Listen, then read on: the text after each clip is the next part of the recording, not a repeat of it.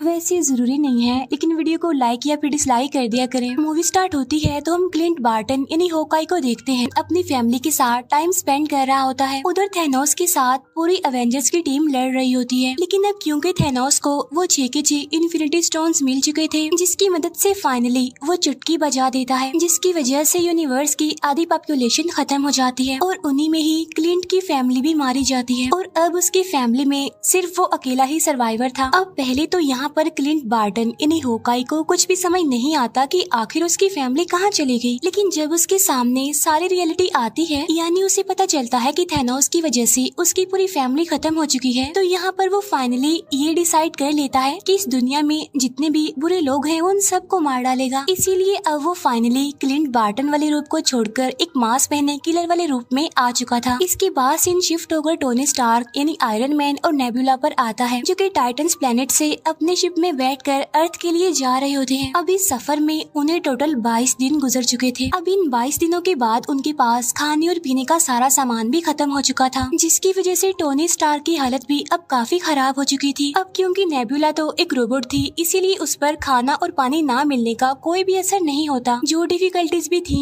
वो सारी Tony Stark को ही फेस करनी पड़ रही थी। इसीलिए टोनी स्टार्क अब पूरी तरह से हिम्मत हार चुका था और तब वो मरने के लिए अपनी चेयर पर जाकर बैठ जाता है और अपनी मौत का इंतजार करता है। लेकिन ठीक उसी टाइम वहाँ पर एक मिरेकल हो जाता है, और वो ये कि उसके सामने आ जाती है कैरल डैनवर्स यानी कि कैप्टन मार्वल। अब जैसे ही कैरल को उनका शिप दिखाई देता है तो वो उनकी हेल्प करने के लिए आगे बढ़ती है। इसके बाद वो उनके शिप को अर्थ पर ले आती है, क्योंकि कैप्टन मार्वल भी बहुत ही ज्यादा इम्पोर्टेंट और पावरफुल कैरेक्टर है। फिर हमें दिखाया जाता है कि जब थैनोस ने इन्फिनिटी स्टोन्स मिलने पर चुटकी बजाई थी, तब सभी लोग राख में बदलकर खत्म हो रहे थे। लेकिन उसी टाइम निक फ्यूरी ने अपने डिवाइस से कैप्टन मार्वल को एक मैसेज भेजा था। तब उस मैसेज के मिलते ही कैप्टन मार्वल अर्थ की तरफ आने लगती है, लेकिन इसी दौरान उसे वहाँ पर टोनी स्टार का शिप दिखाई देता है, तो इसीलिए वो स्पेस शिप को भी अर्थ पर ले आती है। कैरल को अर्थ पर आने के बाद थैनोस के बारे में सारी इन्फॉर्मेशन मिल जाती है, और जब उसे ये पता चला कि थैनोस बहुत ज्यादा पावरफुल है, तो उसने सभी एवेंजर्स को एक आइडिया दिया कि हम क्यों ना सारे इन्फिनिटी स्टोन्स को जमा करें और वापिस से इसी टाइमलाइन में आकर उन सारे इन्फिनिटी स्टोन्स का यूज करें, जिससे होगा ये कि सारे मरे हुए लोग वापस आ जाएंगे और साथ साथ हम थैनोस का भी खेल खत्म कर सकेंगे। ठीक उसी टाइम पर उन्हें अपने सिस्टम से एक खास किस्म की इन्फॉर्मेशन मिलती है, जहाँ पर रॉकेट उन्हें बताता है कि जब थैनोस ने चुटकी बजाई थी तो पूरे यूनिवर्स में एक ऐसी वेव यानी लहर फैली थी जो कि आज से पहले कभी भी नहीं देखी गई, और बिल्कुल ऐसा ही 2 दिन पहले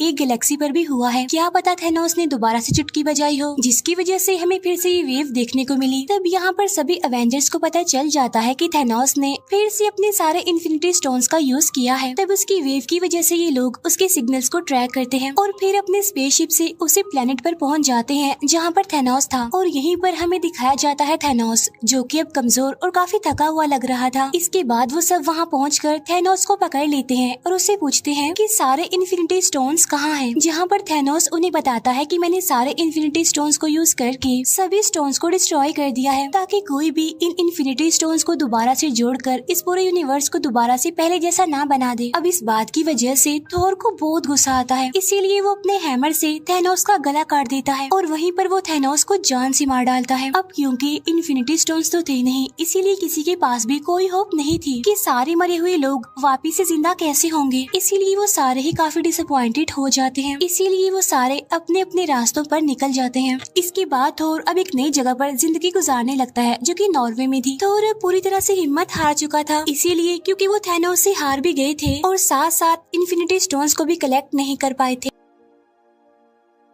थोर बिल्कुल लेजी हो गया था, वो अलग अलग तरह के नशे भी करने लग गया था, जिसकी वजह से वो फैटी भी हो गया था। दूसरी तरफ हल्क ने अपने ब्रूस बैनर और हल्क की बॉडी पर कुछ साल काम करके उन दोनों बॉडीज को मिला दिया, जिससे फाइनली वो बन गया प्रोफेसर हल्क, जिसमें हल्क की पावर्स के साथ साथ ब्रूस बैनर का तेज दिमाग भी था। दूसरी तरफ हम देखते हैं कि कैप्टन अमेरिका ने एक ग्रुप बनाया है, जिसमें वो सर्वाइवर्स को सिखाता था कि जो टाइम गुजर गया हमें उस पर नहीं, बल्कि जो हमारा आने वाला कल है यानी हमारा जो फ्यूचर है हमें उस पर फोकस करना चाहिए। अब जिंदगी जगह को मजीद किस तरह से अच्छा बनाया जाए, वो इस बारे में काफी डिस्कशन करता रहता था। टोनी स्टार्क यानी आयरन मैन ने पेपर पोर्ट से शादी कर ली थी और उनकी एक बेटी भी थी। यहाँ पर टोनी अपनी फैमिली के साथ एक पुरसुकून लाइफ गुजार रहा था, जिसका अब दुनिया से कोई लेना देना नहीं था। इसके बाद 5 साल गुजर जाते हैं। जब एंट मैन पिम पार्टिकल्स लेने के लिए गया था तो थैनोस की चुटकी बजा देने की वजह से वो वहीं पर फंस गया, और जिस लैब में वो गया था वो एक वैन में थी, लेकिन वहाँ पर एक चूहा होता है जिसकी वजह से वो मशीन फिर से स्टार्ट हो जाती है। जिससे होता ये है कि एंट मैन यानी स्कॉट लैंग फिर से हमारी दुनिया में वापस आ जाता है। अब जिस दुनिया में वो गया था वो हमारी दुनिया से बिल्कुल अलग थी। वहाँ का डायमेंशन, वहाँ का टाइम, सब कुछ हमारी दुनिया से बिल्कुल अलग था। अब क्योंकि टाइम तो बिल्कुल अलग था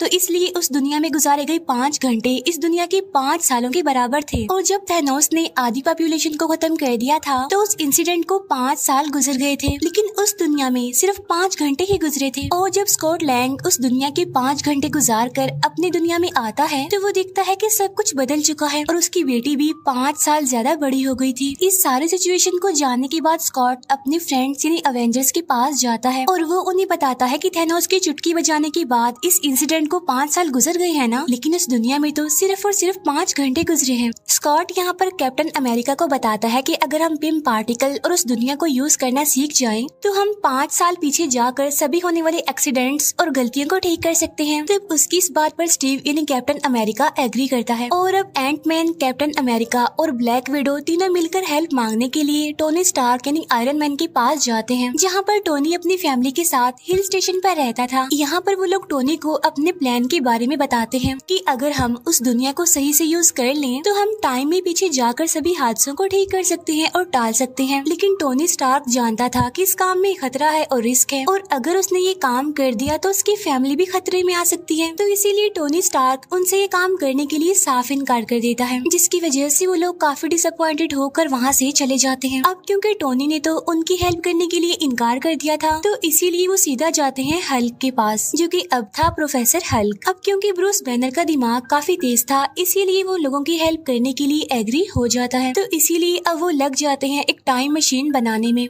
जहाँ पर एक्सपेरिमेंट्स करने के बाद उन्हें पता चलता है कि हल्क ने जो टाइम मशीन बनाई है वो ठीक तरीके से काम नहीं कर रही है, वो हमें उस टाइम पर नहीं ले जा रही जिस टाइम पर हमने जाना है। फिर हमें टोनी स्टार्क दिखाया जाता है जो कि अपने घर में जारविस के साथ टाइम मशीन पर काम कर रहा था, लेकिन तभी उसके कोड्स एकदम से एक्यूरेट हो जाते हैं, जिससे फाइनली एक टाइम मशीन बन जाती है। और इसी वजह से टोनी स्टार्क को अपने डिसीजंस चेंज करने पड़ते हैं। पहले जहाँ पर वो ये सोच रहा था कि वो अपनी फैमिली को खतरे में नहीं डाल सकता, अपनी फैमिली को बचाएगा, तो वहाँ पर उसकी वाइफ पेपर पोर्ट्स आकर उसे समझाती है कि तुम हमारे लिए पूरी दुनिया को खतरे में नहीं डाल सकते, इसीलिए तुम हमारी फिक्र मत करो बल्कि पूरी दुनिया को बचाने की कोशिश करो, और यही हमारे लिए खुशकिस्मती की बात होगी और एक गिफ्ट होगा। और तब टोनी अपनी वाइफ की बात मान लेता है और टाइम मशीन पर काम करना शुरू कर देता है। और इसके बाद वो सीधा पहुँच जाता है स्टीव यानी कैप्टन अमेरिका के पास, जहाँ पर वो उसके लिए उसी की वाइब्रेनियम से बनी शील्ड लेकर आता है। इसके बाद नताशा टोक्यो जाती है क्लिंट बार्टन को वापस लाने के लिए। वो उसे समझाने की कोशिश करती है कि एक नकाबपोश किलर बनकर लोगों को मारना तुम्हें सेटिस्फेक्शन नहीं दे सकता। तुम्हें सेटिस्फेक्शन तभी मिल सकती है जब तुम्हारी अपनी फैमिली तुम्हारी आंखों के सामने होगी, और हम इसमें तुम्हारी हेल्प कर सकते हैं। इसके बाद रॉकेट और हल्क नॉर्वे पहुंचते हैं, जहां पर थॉर होता है। थॉर को देखकर ऐसा लग रहा था कि अब वो किसी भी काम का नहीं रहा, क्योंकि वो काफी लेजी होने के साथ साथ काफी फैटी हो गया था और अब उसका इन लड़ाइयों से कोई कनेक्शन नहीं रहा। लेकिन वो लोग उसे समझाते हैं और उसे कहते हैं कि अगर ये टाइम मशीन काम कर गई तो तुम थैनोस से अपना पुराना बदला ले सकती हो, और साथ ही हम यूनिवर्स से खत्म हुए लोगों को दोबारा जिंदा भी कर सकते हैं। अब थॉर उनकी इस बात पर एग्री करता है और उनके साथ मिल जाता है, और इसके साथ ही टाइम मशीन की टेस्टिंग स्टार्ट हो जाती है, जहाँ पर अवेंजर्स यानी सुपर हीरोज अलग अलग ग्रुप्स में अलग अलग टाइमलाइन के साथ अलग अलग जगहों पर जाने के लिए सेपरेट हो जाते हैं। इसके बाद हम देखते हैं कि Tony Stark, Hulk, Ant Man और कैप्टन अमेरिका 2012 के टाइम में पहुंच जाते हैं, जहाँ पर न्यूयॉर्क में वॉर चल रही थी। 2012 के टाइमलाइन के अकॉर्डिंग वहाँ पर 3 इन्फिनिटी स्टोन्स मौजूद थे, जिनमें एक था टाइम स्टोन, एक था स्पेस स्टोन और एक था माइंड स्टोन। माइंड स्टोन वही जो थैनोस ने खुद लोकी को दिया था। अब टोनी और एंट मैन स्पेस स्टोन को लेने के लिए अवेंजर्स टावर चले जाते हैं, लेकिन वहाँ जाकर एक गड़बड़ हो जाती है, जहाँ पर हल्क आकर उनका काम खराब कर देता है, क्योंकि उनके हाथ से स्पेस स्टोन निकल जाता है और स्पेस स्टोन को लोकी अपने साथ लेकर चला जाता है। दूसरी तरफ कैप्टन अमेरिका का सामना होता है स्टीव रॉजर यानी अगले कैप्टन अमेरिका से। यहाँ पर कुछ टाइम के लिए उन दोनों के बीच फाइट होने लगती है, लेकिन फाइनली लेटेस्ट वाला कैप्टन अमेरिका माइंड स्टोन को वहाँ से लेकर चला जाता है। इसके बाद हल्क टाइम स्टोन को लेने के लिए जाता है, लेकिन वहाँ पर टाइम स्टोन डॉक्टर स्ट्रेंज के पास नहीं बल्कि गुरु माँ के पास होता है। यहाँ पर हल्क गुरु माँ से टाइम स्टोन को मांगता है, जिस पर गुरु माँ उसे कहती है कि अगर मैंने तुम्हें टाइम स्टोन दे दिया तो इस पूरे यूनिवर्स में बहुत सारी टाइम लाइन्स बन जाएंगी, जिसकी वजह से हमारी टाइम लाइन बिगड़ जाएगी, जो कि मैं बिल्कुल भी होने नहीं दे सकती। तब यहाँ पर हल्क गुरु माँ को काफी समझाने की कोशिश करता है कि फ्यूचर में काफी बड़े बड़े हादसे होने वाले हैं, जिसके लिए मुझे इस टाइम स्टोन की बहुत जरूरत है, लेकिन स्टिल गुरु माँ उसकी बात नहीं मानती। तब यहाँ पर ब्रूस बैनर उसे कहता है कि अगर डॉक्टर स्ट्रेंज ने टाइम स्टोन थैनोस को दिया है तो उसके पीछे उसका कोई मास्टर प्लान जरूर छुपा होगा। अब गुरु माँ इस बात पर एग्री करती है और अब वो फाइनली टाइम स्टोन हल्क को दे देती है। अब यहाँ पर कैप्टन अमेरिका और हल्क ने माइंड स्टोन और टाइम स्टोन तो हासिल कर लिए थे, लेकिन टोनी स्टार्क और एंट मैन को अभी तक स्पेस स्टोन नहीं मिला था, जिसकी वजह से अब टोनी स्टार्क और कैप्टन अमेरिका ये डिसाइड करते हैं कि वो टाइम में और पीछे जाएंगे और वहाँ जाकर वो स्पेस स्टोन को हासिल करने की कोशिश करेंगे। और इसके बाद वो दोनों पहुँच जाते हैं सीधा 1970 के टाइम लाइन में, जहाँ पर हम टोनी स्टार्क के फादर को देखते हैं। यहाँ पर टोनी अपने फादर से मिलकर काफी खुश होता है, साथ साथ वो वहाँ से स्पेस स्टोन हासिल करने में भी कामयाब हो जाता है। लेकिन अब क्योंकि कैप्टन अमेरिका भी वहाँ पर मौजूद होता है तो इसीलिए वहाँ पर उसे पिम पार्टिकल्स भी नजर आ जाते हैं, तो इसीलिए वो पिम पार्टिकल्स को भी लेकर अपने रियल वाले टाइम लाइन में आ जाते हैं वापस। इसके बाद थॉर और रॉकेट पहुँच जाते हैं 2013 के टाइम लाइन में, जहाँ पर उन्होंने रियलिटी स्टोन लेना था जो कि जेन फॉस्टर की बॉडी में था, तो इसीलिए वो दोनों जेन फॉस्टर के लोकेशन पर चले जाते हैं। वहाँ पर जाकर थॉर अपनी मदर से मिलता है। यहाँ पर वो अपनी मदर को सारी बात समझाने की कोशिश करता है। अब क्योंकि थॉर की मदर एक जादूगरनी थी, इसीलिए वो फ्यूचर देखकर थॉर की सारी डिफिकल्टीज समझ चुकी थी और इसीलिए वो थॉर को समझाने की कोशिश करती है कि तुम्हें परेशान होने की कोई जरूरत नहीं है, क्योंकि जो कुछ भी होगा अच्छा होगा। और ठीक उसी टाइम पर थॉर अपना हाथ आगे करता है, जहाँ पर उसका हैमर भी अब उसके पास आ चुका था। वही रॉकेट भी जेन फॉस्टर की बॉडी से रियलिटी स्टोन हासिल करने में कामयाब हो गया था, इसीलिए वो दोनों वापिस से अपनी टाइम लाइन में आ जाते हैं। इसके बाद हमें दिखाए जाते हैं क्लिंट बार्टन यानी हॉकाई और ब्लैक विडो, जो कि 2014 के टाइम लाइन में आते हैं और यहाँ पर वो सोल स्टोन हासिल करने के लिए आए थे, जहाँ पर वो मिलते हैं रेड स्कल से। यहाँ पर रेड स्कल सोल स्टोन के लिए उन्हें बताता है कि ये स्टोन हमेशा सोल के बदले सोल मांगता है और अगर तुम सोल स्टोन को पाना चाहते हो तो तुम्हें एक सोल को सेक्रीफाइस करना पड़ेगा। अब यहाँ पर वो दोनों समझ जाते हैं कि अगर उन दोनों में से कोई एक खुद को सेक्रीफाइस नहीं करेगा तो वो सोल स्टोन हासिल नहीं कर सकेंगे। अब यहाँ पर वो दोनों एक दूसरे को बचाने के लिए अपनी ही जान सेक्रीफाइस करने के लिए भी तैयार थे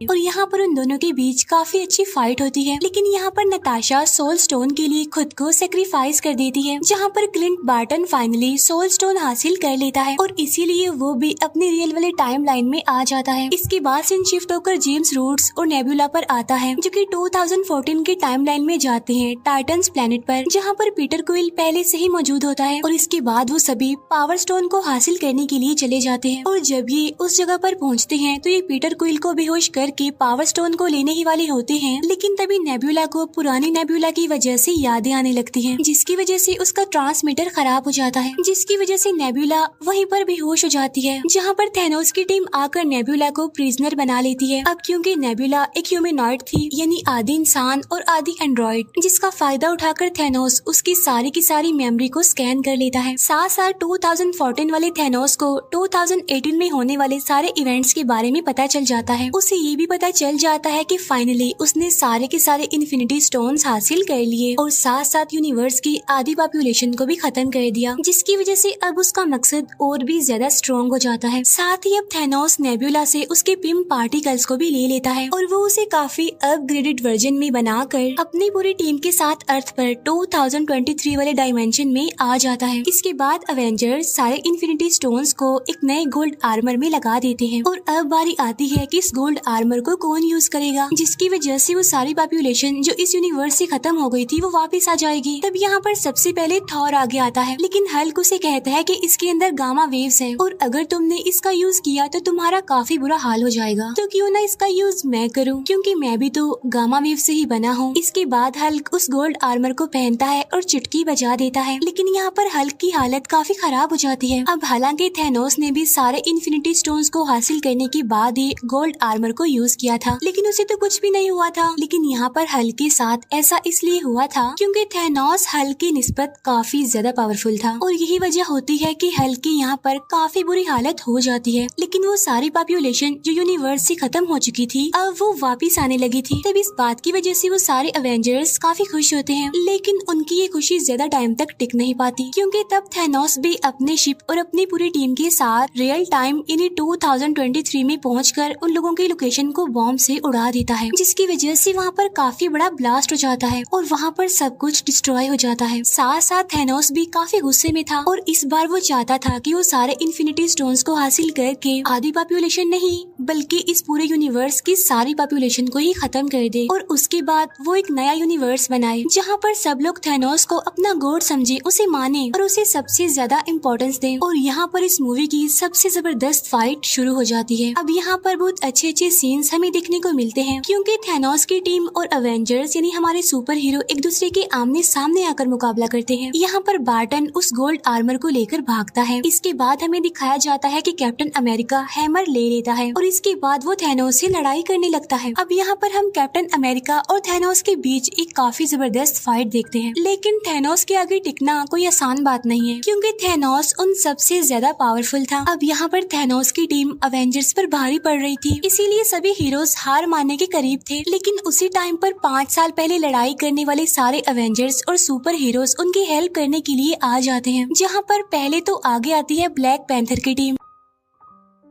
इसके बाद सेकंड नंबर पर आगे आती है वोंग की पूरी टीम और अब सारे अवेंजर्स एक बार फिर से इकट्ठा होकर थैनोस और उसकी टीम के अगेंस्ट लड़ने लगते हैं। यहीं पर हम देखते हैं कि डॉक्टर स्ट्रेंज आयरन मैन को वही इशारा देते हैं कि ये वही आखिरी प्रेडिक्शन है जो मैंने लाखों करोड़ों में से एक चूज की थी और अगर हम इस मोमेंट पर सक्सेसफुल हो गए तो हम थैनोस का खात्मा कर सकते हैं, वरना तो हमें दूसरा मौका तो नहीं मिलने वाला। यही हमारे पास आखिरी मौका है, हमें इसमें ही कुछ करके दिखाना है। अब यहाँ पर आयरन मैन थैनोस के हाथ से सारे इन्फिनिटी स्टोन्स चुरा कर अपने गोल्ड आर्मर में पहन लेता है और इसके बाद वो बोलता है आई एम आयरन मैन और ऐसा कहते ही वो भी चुटकी बजाता है, जिससे कि थैनोस और उसकी सारी टीम राख बनकर अब वहाँ से गायब हो जाती है और अब बचते हैं तो सिर्फ और सिर्फ इस पूरे रियल टाइम के हीरोज और साथ ही इस टाइमलाइन की पॉपुलेशन। लेकिन साथ साथ यहाँ पर आयरन मैन काफी बुरे तरीके से इंजर्ड हो गया था और इसके बाद यहाँ पर हम वो सैड सीन देखते हैं जहाँ पर आयरन मैन की मौत हो जाती है। इसके फौरन बाद हम टोनी स्टार्क यानी आयरन मैन का फ्यूनरल देखते हैं, जिसमें के सारे एवेंजर्स आए हुए थे। इसके बाद थोर पीटर क्विल और गार्डियंस ऑफ द गैलेक्सी की टीम के साथ निकल जाता है। अब अवेंजर्स ने ये डिसाइड किया था कि हम जिस भी स्टोन को जहाँ से भी उठाएंगे तो हमारा काम खत्म होने के बाद हम उस स्टोन को वापिस से उसकी जगह पर रख आएंगे। तो इस काम के लिए आगे बढ़ता है कैप्टन अमेरिका। अब यहाँ पर कैप्टन अमेरिका थोर के हैमर और साथ साथ 6 के 6 इन्फिनिटी स्टोन्स को अपने साथ में लेकर टाइम मशीन का यूज करते हुए हर स्टोन को उसकी जगह पर वापिस रख देता है। अब क्योंकि कैप्टन अमेरिका ने 70 साल बर्फ में गुजारे थे तो इसीलिए उसने अपनी जिंदगी को ठीक से नहीं जिया था, तो इसीलिए वापस से वो अपनी 1945 के टाइमलाइन में आकर अपने साथियों के साथ अपनी बाकी की जिंदगी गुजारता है। और जब उसका लास्ट मोमेंट आता है तो वो रियल टाइम यानी 2023 के डायमेंशन में आकर अपने साथी यानी फैल्कन को अपनी खास शील्ड देकर कहता है कि अब से यहाँ के कैप्टन अमेरिका तुम ही हो। और यहीं पर ये मूवी दी एंड हो जाती है। Thank you for watching.